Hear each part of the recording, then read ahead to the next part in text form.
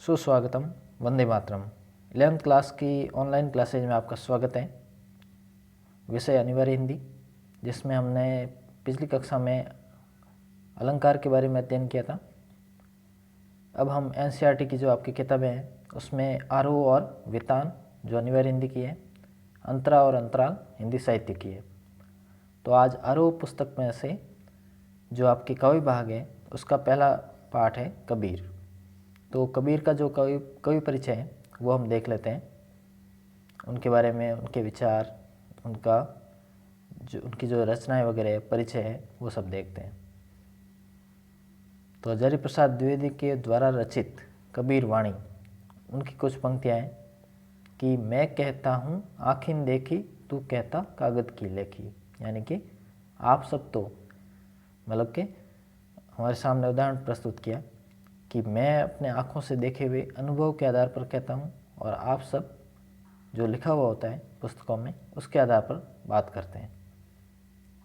तो अब है कबीर। इनका जन्म सन 1398 में वाराणसी के पास लहरतारा ग्राम में हुआ था, जो उत्तर प्रदेश में स्थित है। इनकी प्रमुख रचनाएं देख लीजिए। बीजक, जिसमें साखी, सबद एवं रमेनी वो संकलित हैं। इनकी मृत्यु सन 1518 में बस्ती के निकट मगर में हुई थी। कबीर भक्ति काल की निर्गुण धारा जो ज्ञानाश्रय शाखा है उसके प्रतिनिधि कवि माने जाते हैं। इसी की एक शाखा और है प्रेमाश्रय शाखा। वे अपनी बात को साफ एवं दो टूक शब्दों में प्रभावी ढंग से कह देने के हिमायती यानी कि पक्षधर थे। बंद पड़े तो सीधे सीधे, नहीं तो दरेरा देकर, यानी कि अगर काम चल जाता है तो सीधे सीधे इसके बारे में बात करते थे, और नहीं तो फिर आलोचना या फिर ताना देकर भी अपनी बात को मनवा लेते थे। इसीलिए कबीर को हजारी प्रसाद द्विवेदी ने वाणी का डिक्टेटर यानी कि तानाशाह कहा है। कबीर के जीवन के बारे में अनेक किंवदंतियाँ भी प्रचलित है। किंवदंतियाँ का अर्थ होता है जो कहीं लिखित रूप में तो नहीं मिलती, लेकिन सुनी सुनाई बातें होती है।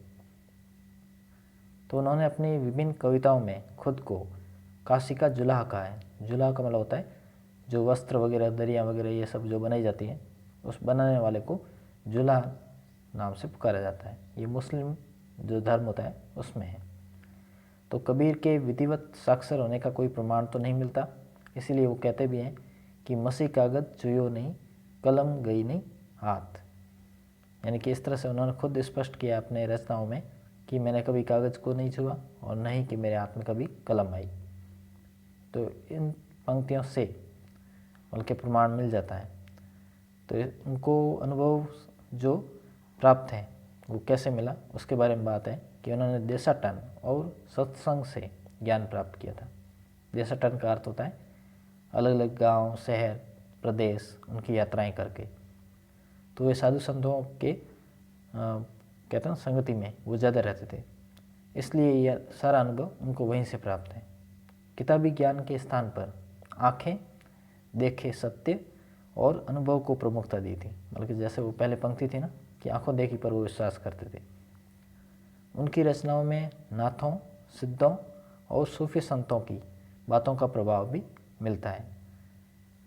मतलब वे इन सब के संपर्क में आए थे।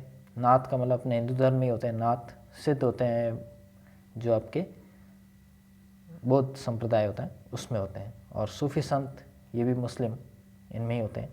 मुस्लिम में जो निर्गुणवादी होते हैं वो सूफी संत होते हैं। वे कर्मकांड और वेद विचार के भी विरोधी थे। मतलब वेदों में भी कुछ बातें उनको अच्छी नहीं लगती थी। कर्मकांड का मतलब होता है टोने टोटके आदि के द्वारा जो लोग एक अपना अपना स्वार्थ पूरा करते हैं, तो उसके भी वो विरोधी थे। तथा जाति भेद, वर्ण भेद और संप्रदाय भेद के स्थान पर प्रेम, सद्भाव और समानता का वो समर्थन करते थे। मतलब कि इनके पक्षधर वो ज़्यादा थे। अब यहाँ पर इनके जो पद दिए हुए हैं उसके बारे में बात कर लेते हैं। तो यहाँ प्रस्तुत पहले पद में कबीर ने परमात्मा को सृष्टि के कण कण में देखा है, ज्योति रूप में स्वीकारा है तथा उसकी व्याप्ति वो चराचर संसार में दिखाई। कैसे दिखाई कि चर और अचर, चराचर यानी कि सजीव और निर्जीव दोनों में ही वो मानते हैं कि वो ईश्वर विद्यमान है, लेकिन उसका वो निराकार है, इसीलिए वो निर्गुण उसको मानते थे। इसी व्याप्ति को अद्वैत सत्ता के रूप में देखते हुए, अद्वैत यानी कि जो दिखाई नहीं देता, खुली आंखों से दिखाई न दे उसे कहते हैं अद्वैत। तो इस तरह से विभिन्न उदाहरणों के द्वारा रचनात्मक अभिव्यक्ति वो उन्होंने दी है। अब इनका पहला पद देख लेते हैं। पहला पद है कि हम तो एक एक करी जाना, हम तो एक एक करी जाना, दोई कहे तिन्हि को दो जग, जिन नाहिन पहचाना। एके पवन एक ही पानी, एके ज्योति समाना, एके खाक गड़े सब भांडे, एके कोहरा साना। जैसे बाड़ी काष्ठ ही काटे, अग्नि ने काटे कोई, सब घटी अंतरी तू ही व्यापक, धरे स्वरूपे सोई। माया देखी के जगत लुभाना, काहे रे नर गर्भाना, निर्भय भया कछु नहीं व्यापे, कहे कबीर दीवाना। अब वापिस पहली पंक्ति कि हम तो एक एक कर जाना, यानी कि कबीर है वो हिंदू और मुस्लिम इनके बारे में बात कर रहे हैं कि उनमें जो बार बार जो वैमनस्य या उनमें जो आलोचनाएं हो रही थी, तो उसके जो इस अलगाव को ख़त्म करने के लिए वो अपने इस पद में बात कर रहे हैं। वो कह रहे हैं कि हिंदू और मुस्लिम दोनों एक ही है, मेरी नज़र में कि वो एक समान ही है, हम उनको अलग नहीं मानते क्योंकि दोनों ही ईश्वर के द्वारा रचित हैं।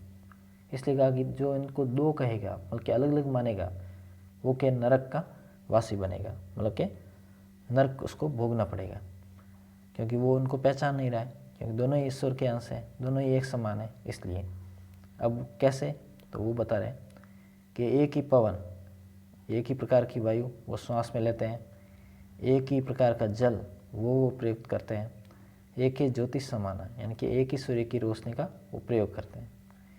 फिर कहा कि एक एक खाक गड़े सब भांडे, यानी कि एक ही प्रकार की मिट्टी से बने हुए सारे शरीर हैं। भांडे का मतलब बर्तन होता है, तो जैसे एक कुम्हार होता है वो अपने एक ही मिट्टी से अलग अलग प्रकार के बर्तनों की रचना करता है, वैसे ही यहाँ पर हिंदू मुसलमान लेकिन सबको बनाया किसने, ईश्वर ने, यानी कि ब्रह्मा को इनका वो माना जाता है। इसलिए कहा कि वो ब्रह्मा क्या है, एक कुम्हार के समान है जिन्होंने इस ईश्वर की रचना की, लेकिन ये तो निराकार ईश्वर को मानते हैं इसलिए वो ब्रह्मा का नाम नहीं लेते। तो इस उदाहरण से समझा लिया कि जैसे एक कुम्हार अनेक प्रकार के बर्तन की रचना करता है, वैसे ईश्वर ने भी ये अनेक प्रकार के जो मनुष्यों की रचना कर ली। फिर कहा जैसे बाड़ी काष्ठ ही काटे, यानी कि जैसे बढ़ई या सुथार जो होता है वो लकड़ी को काट सकता है लेकिन आग को नहीं काट सकता, तो जो कहते ना सरल होते हैं या फिर आसानी से जो काबू में किए जा सकें उन पर सब अपना अपना हक जताते हैं, जबकि आग उससे सब डरते हैं इसलिए दूर रहते हैं। इसीलिए कहा कि सब घटी अंतरी तू ही व्यापक, यानी कि सब घटी, घटी का मतलब कि हर कण कण में या हर शरीर में, घट का मतलब वैसे होता है घड़ा, या शरीर को भी घड़े की संज्ञा दी जाती है। इसलिए कहा कि हर कण में या हर शरीर में वो ईश्वर ही विद्यमान है। अंतरी, अंतरी का मतलब होता है हृदय में, सबके हृदय में वो ईश्वर ही विद्यमान है। तो धरे स्वरूपे सोए, चाहे स्वरूप कैसा भी हो लेकिन है सब में ईश्वर ही। तो ईश्वर के ही ये सारे रूप हैं, उनकी ये रचना है।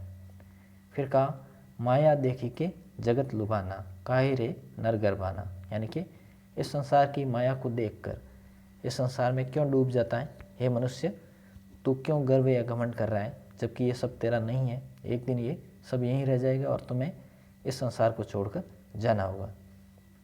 इसलिए कहा कि मनुष्य को घमंड नहीं करना चाहिए। अंत में वो यही बात कहते हैं कि कबीर है वो कह रहे हैं कि निर्भय होकर, यानी कि बिना डरे अपने ईश्वर की जो भक्ति है उसमें ध्यान रखना चाहिए, उनमें अपना मन लगाना चाहिए। आपस में जो मारकाट है या फिर आपस में जो हिंसा है उसमें विश्वास न करके जो मनुष्य धर्म है उसका पालन करना चाहिए। मतलब कि जो हम इस संसार में आए हैं, जो हमारा लक्ष्य है वो उसका पालन करें और इस तरह से सुखपूर्वक अपने इस जीवन को निभाएं। ये था आपके पहला पद। अगले पद के बारे में जो आपके अगला कालांश आएगा उसमें बात करेंगे। धन्यवाद।